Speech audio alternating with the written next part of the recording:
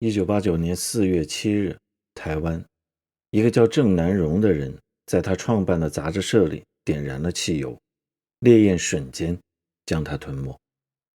他的抗争只为了一件事儿：人能不能公开说出我主张台湾独立，而不被国家机器关押？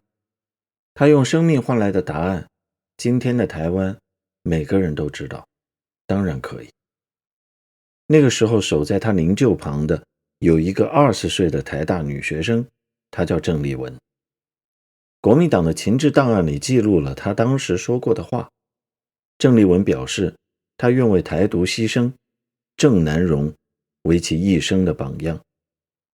这是我们今天要记住的第一句话。37年后，同一个人又说了一句话。2026年4月8日，中国南京中山陵前，他说，此行旨在为两岸中国人种下和平的种子。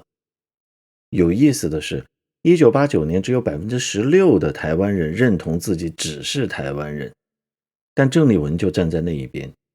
2026年，认同两岸中国人这个框架的台湾人，我想占比不会超过个位数，但郑丽文又站在了那一边。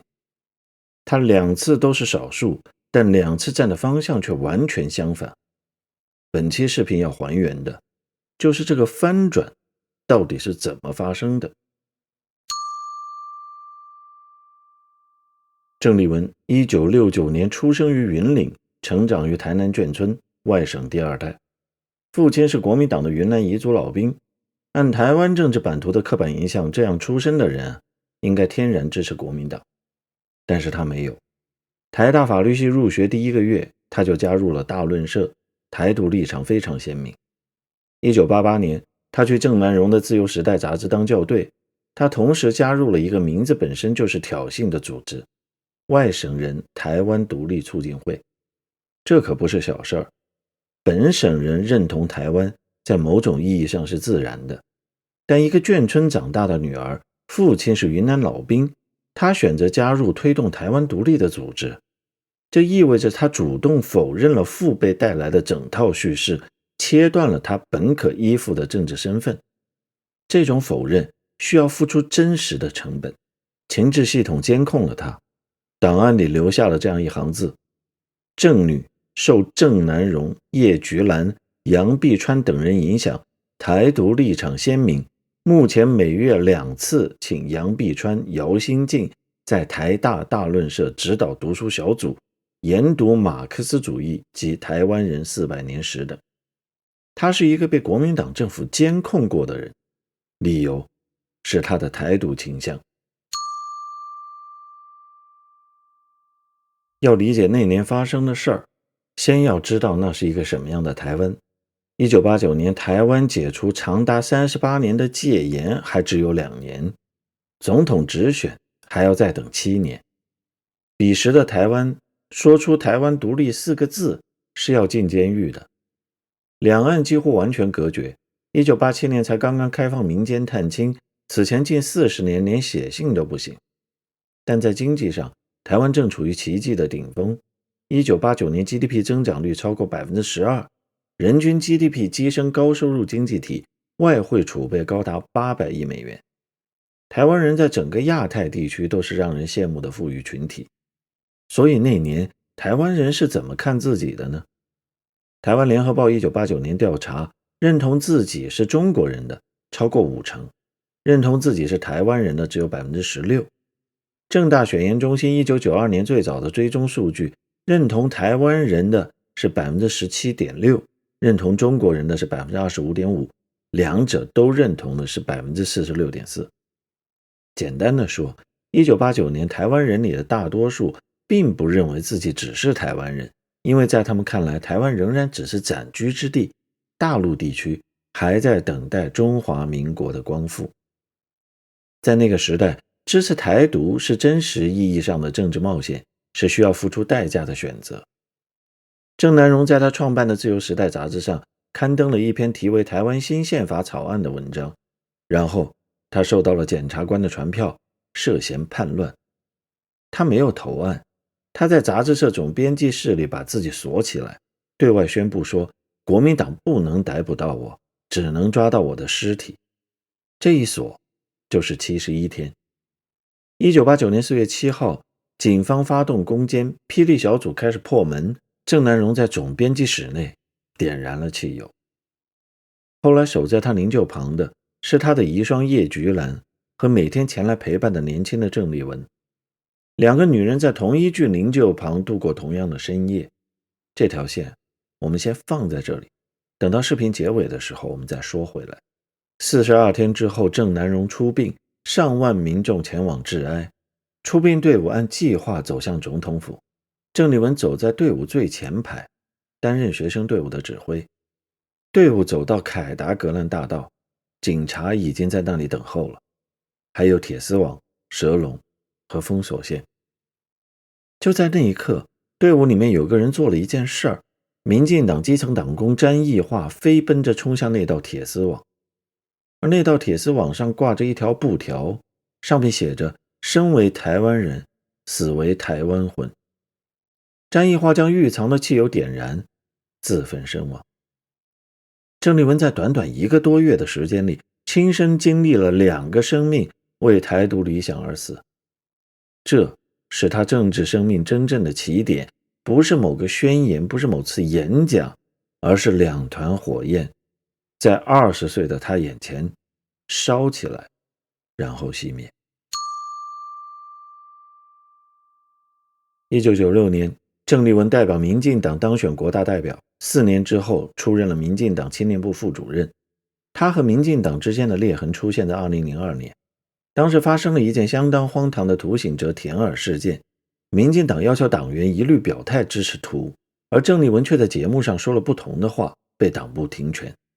随后证明事件本身是个乌龙，民进党没有撤回对郑丽文的处罚。他后来说自己是主动退党，理由是民进党已经偏离了原先的政治路线。2004年，郑丽文以无党籍参选高雄立委，落败。落败后，连战找到了他。很快，在2005年，郑丽文就以国民党发言人的身份，跟随连战踏上了那次著名的破冰之旅。那年的两岸关系比郑丽文守龄的1989年紧张得多。2005年3月，中国通过反分裂国家法，明文授权在特定情形下对台使用武力。陈水扁执政期间，两岸官方接触几乎完全断绝，双方在政治上针锋相对。连战访问大陆，就是试图在这样剑拔弩张的背景下打开一个对话窗口。但在经济上，两岸却早已深度缠绕。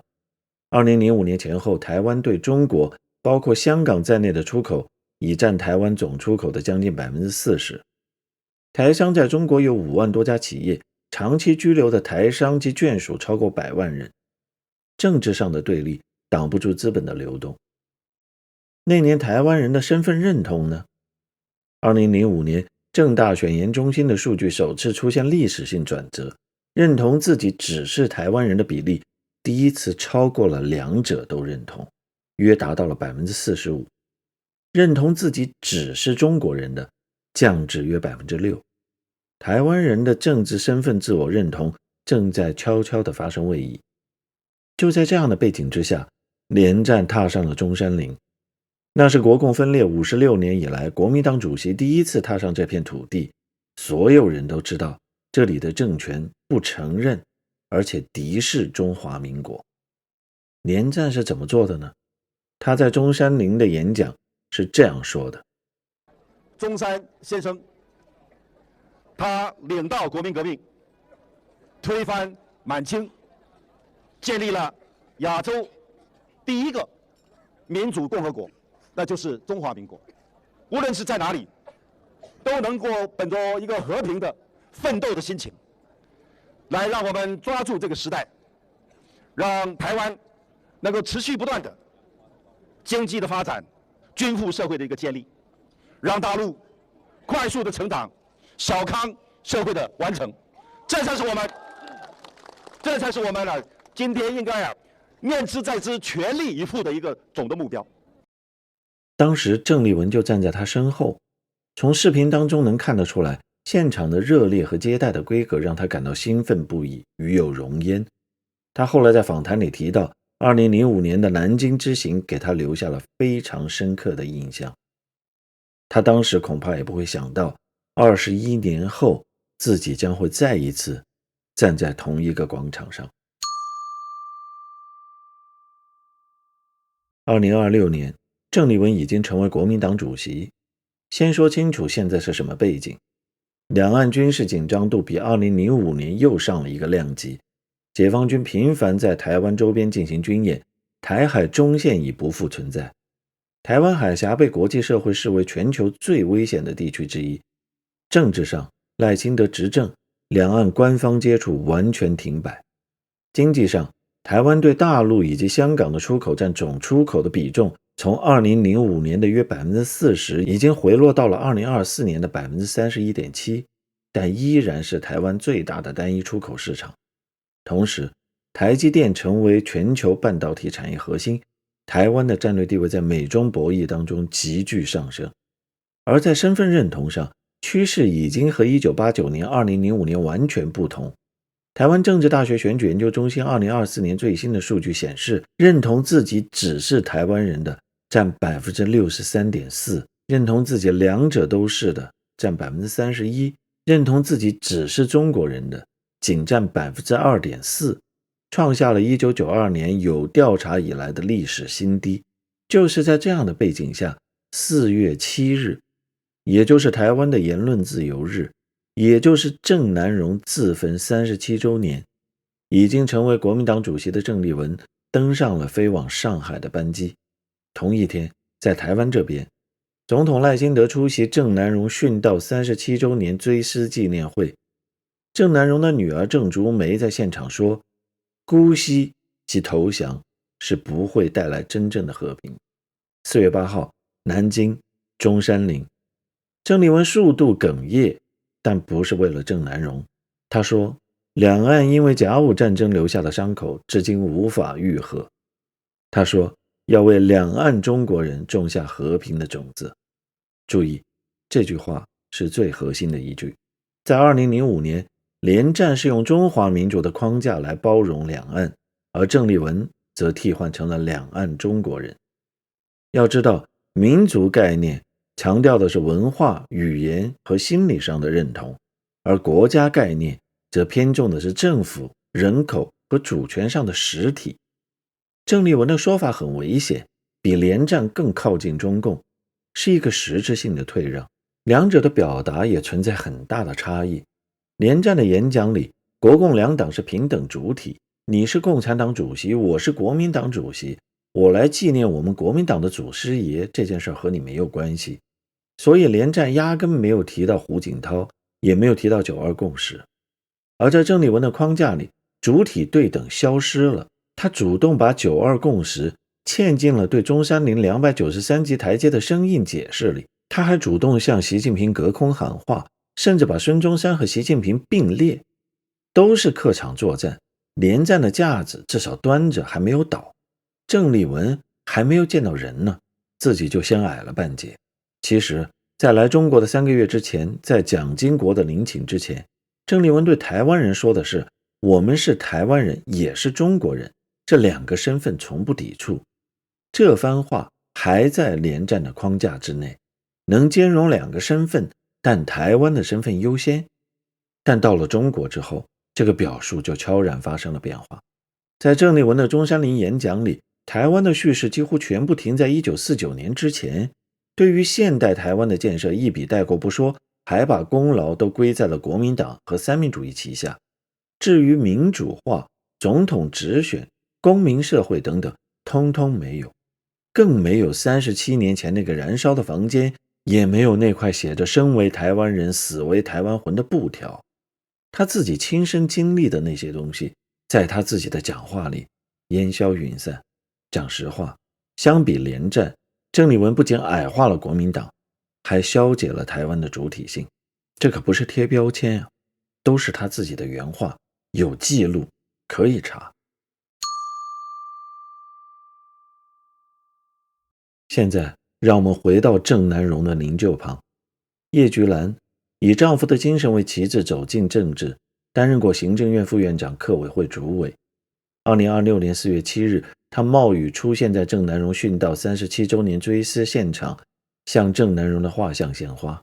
同一天，郑丽文的班机飞往上海，两个曾经同守一具灵柩的女人，37年后站在了完全不同的地方。范云，当年和郑丽文一同在台大校门口为郑南榕进食哀悼的人，现任民进党立委。他说，这绝对是郑丽文非常不愿意想起的一段历史。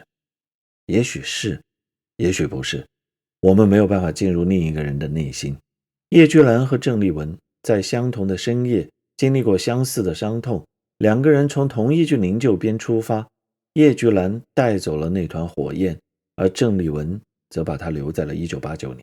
如果1989年的郑丽文立场激进，是为了台湾的民主和自由；如果2005年的郑丽文改弦更张，是出于个人的失望和机遇，那2026年的郑丽文走向了1989年自己的反面，又是为了什么呢？出于个人野心，为了政党利益，还是谋求台湾福祉？我没有兴趣也没有能力来判断一个人的内心动机，而且坦白讲，它也不重要。唯一可以确定的是，台湾人对和平的渴望是真实的。可以说，从中共建政开始一直到今天，中国对台湾的武力威胁不断升级，从未终止。但台湾人要的和平是不独不统现状下的和平，是在主体认同前提下的和平，不是两岸中国人这种以稀释乃至抹杀台湾主体性为代价的和平。这中间的差距实在是太大了。因此郑丽文根本代表不了台湾2300万人对和平的渴望。